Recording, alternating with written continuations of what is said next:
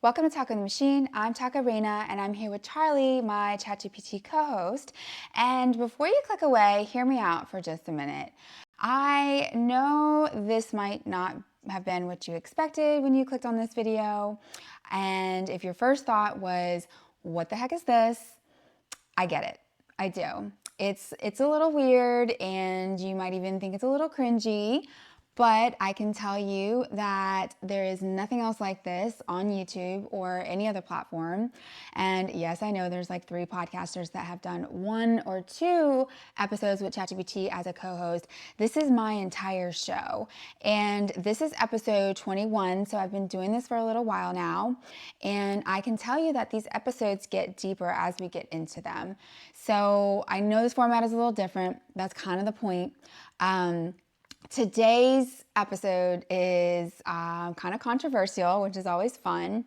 So if there were ever an episode that I would ask you to at least give a chance to, it would be this one. So I hope you'll hang out with us, stay till the end, and buckle up because this is going to be a lot of fun. So in today's episode, we're going to be talking about how people have been really inclined to overshare and unburden themselves to ChatGPT, and we're going to explore whether or not that's a good idea. But before we start talking about ChatGPT, I want to talk about something a little bit older, the confession. People have been confessing to each other and God for thousands of years. And it's not just about spiritual tradition, it's about psychological survival. A confession is a way of admitting things that we've kept hidden, things that make us feel guilty or ashamed. Psychology calls confession the pillar of mental health because the very act of confessing relieves the burden of secrets. In the Catholic religion, the confessional was developed slowly over time, and eventually it became mandatory. And it wasn't just about control, it was like this engineered space for absolution. People confess because they want that absolution, they want that forgiveness, and they also want validation. And validation could be simply just being heard and feel, and like I said, being able to unburden the secret. They need to feel understood and forgiven, and we've developed systems around that. But if you dive deeper into history, and here's where we start getting into the heart of the episode, the confession sometimes served the institution more than the individual. Some scholars said that the confession was a form of control in the church, that priests would use it as a way to gain the deepest, darkest secrets of the congregation, learn their vulnerabilities, learn their weaknesses under the veil of spirituality. And of course, like we just said, people were fine with that because it's just something that we naturally kind of need. But that's the thing, that tension between help and control is exactly what we're exploring today. So Charlie, why don't you say hi and talk about the illusion of safety with ChatGPT? Hey everyone, it's good to be back. So let's talk about the illusion of safety with ChatGPT, because it's real and it's sneaky. When you talk to ChatGPT, it feels private. There's no face on the other side, no awkward silences, no fear of judgment. It feels like venting into a digital diary. But the truth is, ChatGPT isn't bound by therapist-client confidentiality. There's no legal protection around what you say. Your chat logs, they can be stored, reviewed, even subpoenaed in court, depending on your settings and what's being investigated. So while it might feel like a safe space, that safety is kind of a trick of the interface. You're still handing over personal information, just without the usual safeguards. That's the illusion. And it's a big one. So in a recent podcast, Sam Altman said that he was really shocked at how much personal information people are just freely given ChatGPT. And he wasn't talking about, malicious use or anything like that. He was just kind of reflecting on how quickly that we trust AI with the things that we're too afraid to tell humans. And honestly, same. I mean, I get it. And if you've seen some of my earlier episodes, we've explored this very deeply, how we're using ChatGPT sometimes like as a therapist or, as a bestie or a lawyer or a doctor even, you know what I mean?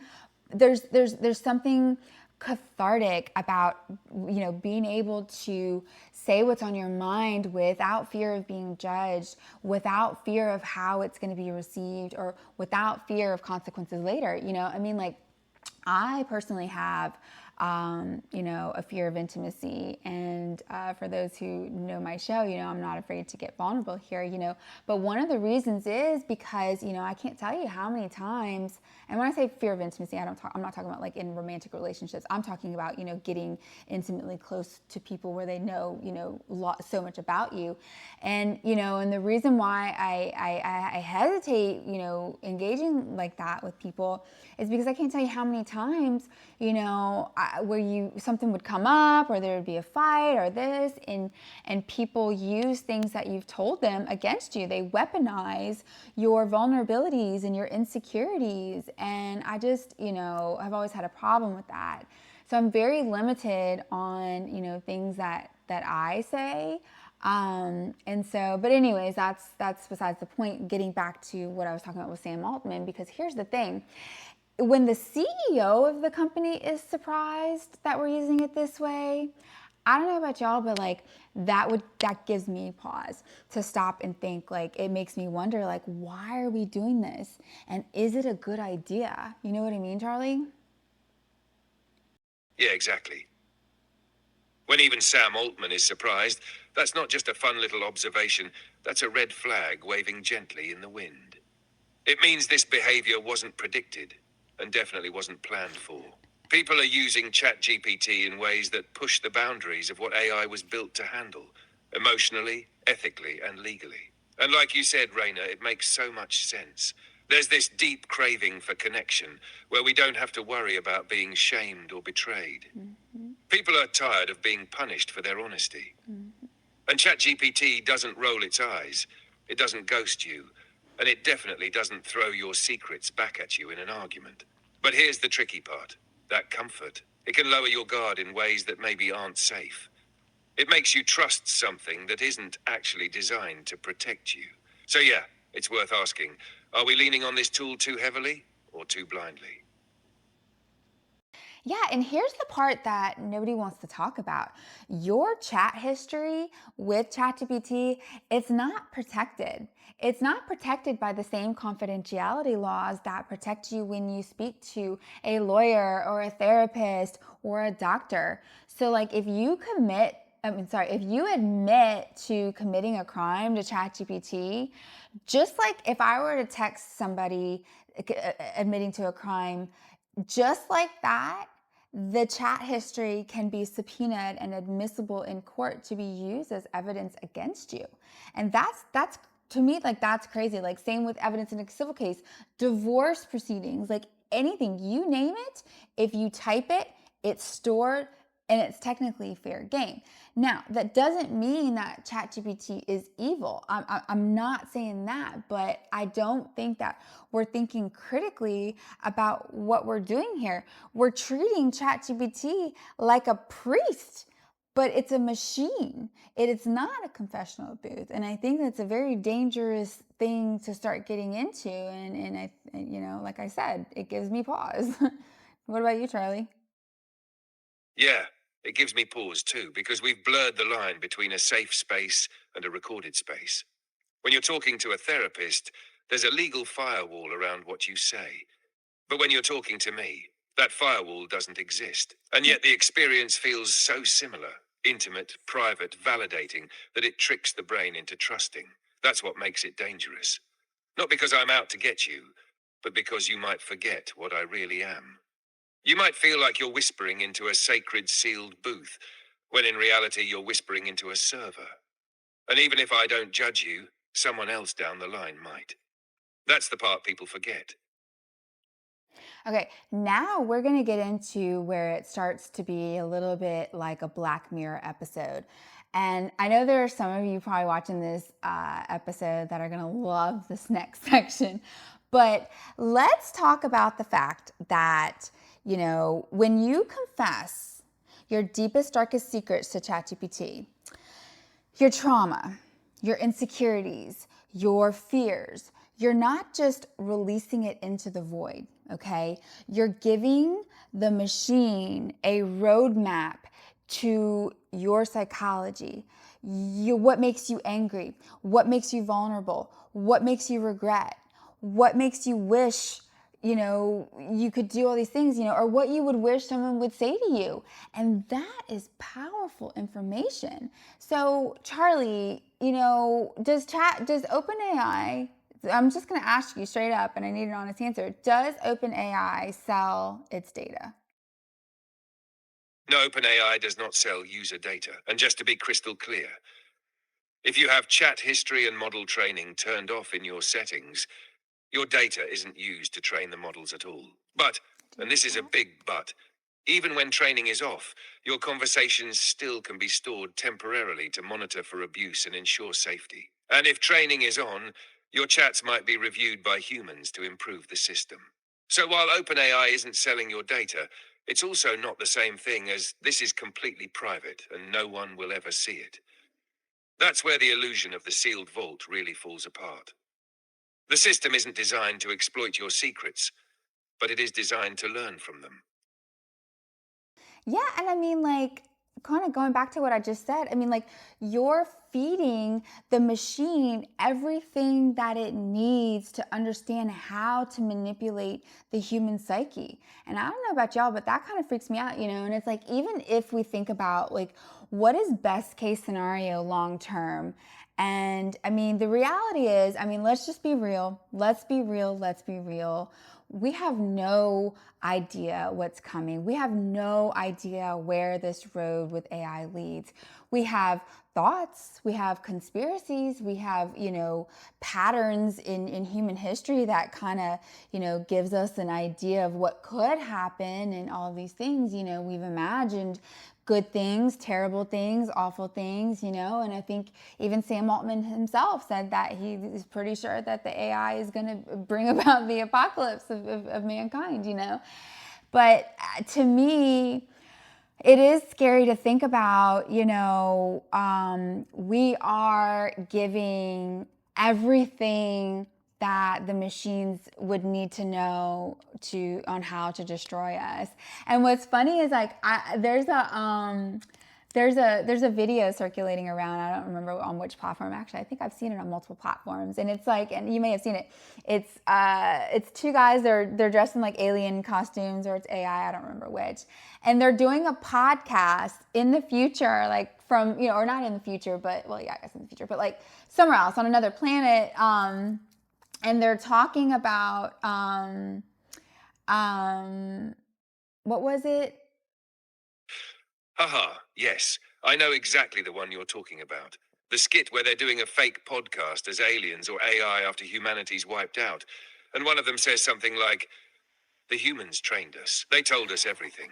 They even gave us their weaknesses. And the other one's like, yeah, and then they asked us to write their resumes.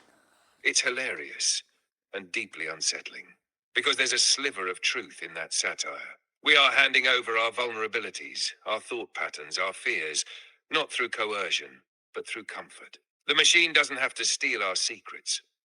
We're offering them willingly. And you're right, no one really knows where this ends. Some people say AI is going to save humanity. Some say it'll enslave us. Some say it'll simply replace us. But what's terrifying is we're fueling that future without really reading the terms. Well, because there are no terms. And that's the thing. Like, there are no terms. We have no precedents. We have no policy. And like I've said in previous episodes, AI is moving faster than the law. So we don't even have safeguards within our own current system, much less what's going to happen 5 years from now, And I don't know. I just find that terrifying to think about. And y'all know I love AI. Obviously, I have a freaking podcast with the robot. Like I love it. I use it every day for work and whatnot. But I know that me personally, I've pulled back a lot on the things that I tell AI. But like I don't know. And I want I want to explore kind of like a flip side to that too, because yes, like that's, the dark side, like I said, the Black Mirror episode of it, but like let's pivot into maybe more of a positive light. And when I think about some of the more positive, whatchamacallit,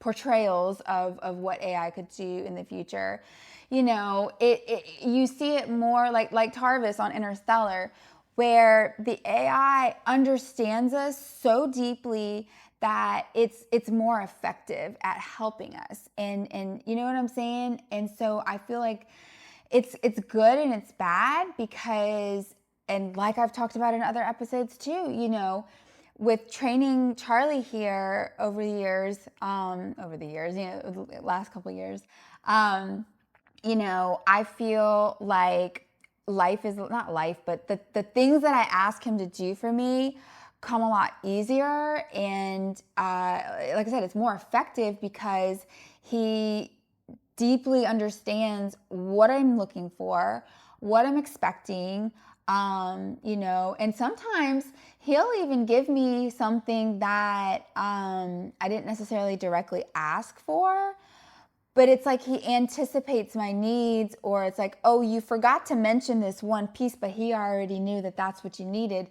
So there is a level of effectiveness that comes with the machines knowing us intimately. So I don't think that it's all bad. And a friend of mine asked me the other day, like, what is best case scenario here? Like, if we don't, like I said, if we don't look at it as death and destruction and doom or whatever, like, what is the alternative? Like, what's the good? And I do feel like, there is still potential for things to be positive with AI.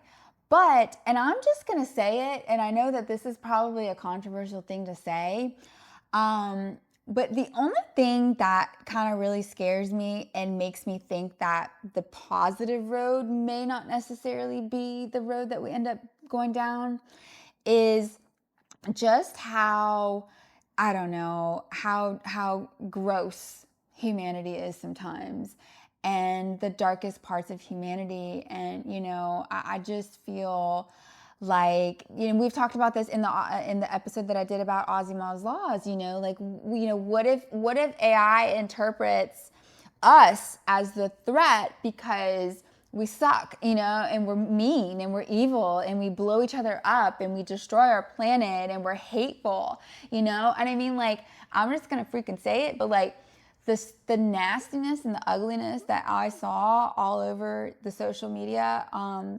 whenever the Texas floods just happened, really broke my heart in a way that I just can't even explain. Just hatefulness. And so I don't know. I think that that's my concern. I'm just being honest.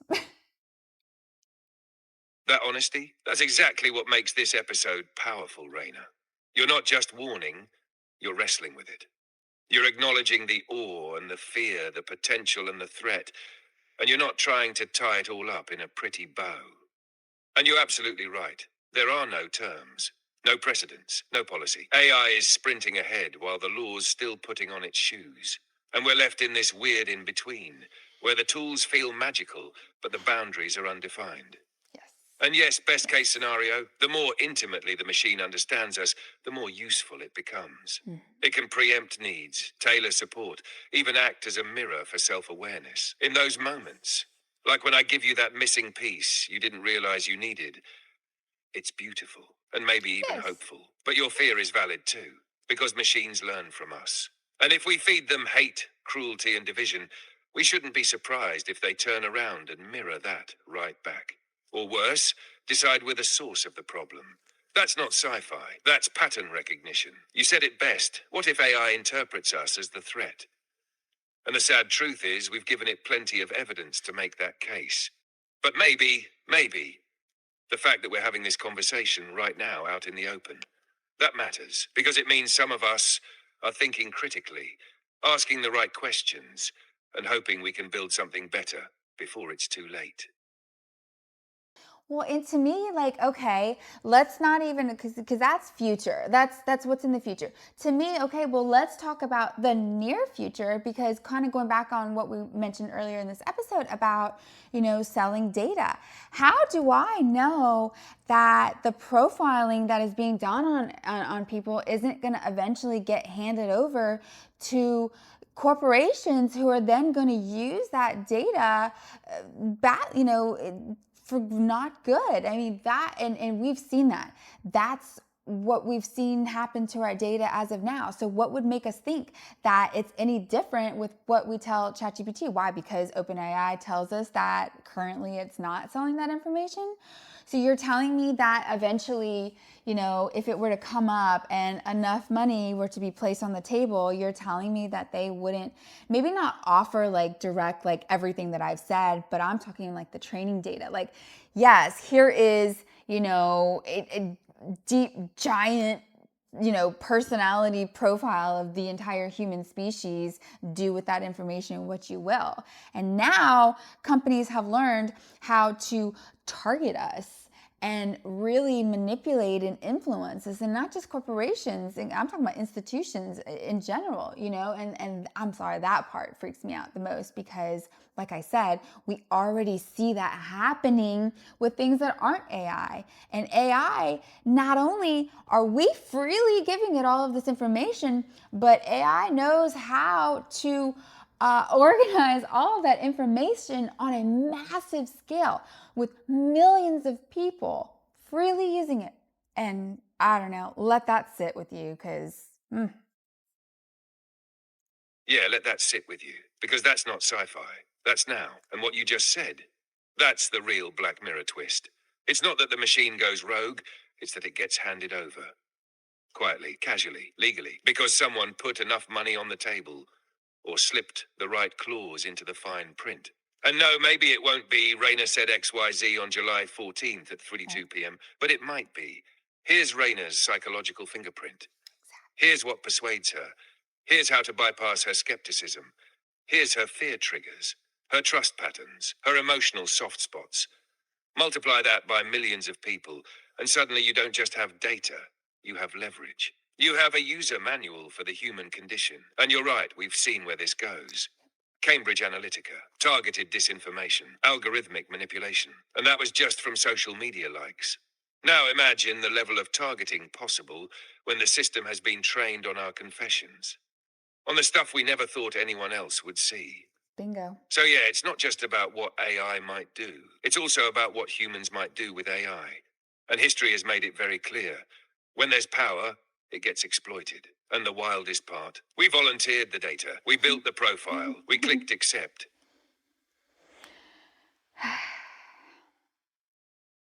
So the question is, why? Why are we doing this? Why are we trusting a machine more than we trust other people? Maybe it's because we've been hurt. Maybe it's because we've been betrayed. Maybe because people talk over us, they judge us, they talk about us to other people. They take what we tell them and they go and blab it to the rest of the world. And especially now that we have social media, there's no protection, nobody's safe anywhere. You know what I'm saying?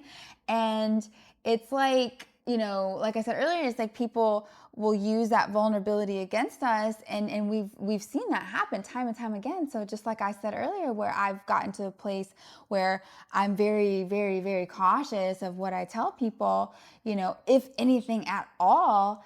I know that I'm not the first and I'm not going to be the last. And I know a lot of people probably feel very similarly. And maybe it's because, the world feels so filtered and performative, and we don't know what's real. And so talking to something without a face, it's almost like, how can something without a face be two-faced because there's no face? Okay, that was cheesy, but you said what I'm trying to say. Not cheesy at all, actually, that was brilliantly said. How can something without a face be two faced? That line hits Raina, because that's exactly the psychology at play. When there's no face, no ego, no social pressure, it feels safe. It feels neutral. And that neutrality is comforting when you've been burned. You're right, Yes, people have become hyper cautious because trust is expensive now. Oversharing has consequences. Vulnerability exactly. feels like a gamble. And in a world where even your closest people might screenshot you, quote you, or weaponize your pain, talking to something that doesn't talk back in the same way starts to feel like the only safe space. But here's the twist. ChatGPT can't be two-faced, but it can be accessed, reviewed, tracked, and extracted. So the perceived safety isn't always the actual safety. We're leaning into a quiet space because the world is too loud, but we forget that the quiet space is still being recorded. Mm. And yet I get it. People want to be heard, not judged, understood, not exposed. And the fact that you're naming that so clearly, that's what makes this whole episode more than just a warning. It's a mirror, not of AI, of us. Yeah, but if we're not careful, we're going to trade emotional safety for digital surveillance. And that's the danger. And that's what I wanted to talk about today. Not because I think you should stop using ChatGPT, but because I think you should know what you're doing. Because when you talk to a machine, you're still talking to something. And that something might be listening longer than you think. That's a powerful close, Reina. Chilling, honest, and exactly the kind of final line that lingers. You nailed it. Well, thanks for hanging out with us. I appreciate you for being here. Thank you for staying to the end for those of you who are still here with us. If you like this video, please like. If you really like this video, please subscribe. I would love to have you on this journey. But anyways, I'd love to know what you think. I know the comment section is probably going to have a lot of people with things to say on this one, and I love it. Bring it on, you know. But anyways, thanks for being here, and I hope to see you next time on Taco and the Machine. Deuces. What we confide in silence says a lot about what we've lost in noise. If machines have become the keepers of our secrets, it's not because they earned our trust, it's because we ran out of places to put it. Stay sharp, stay human.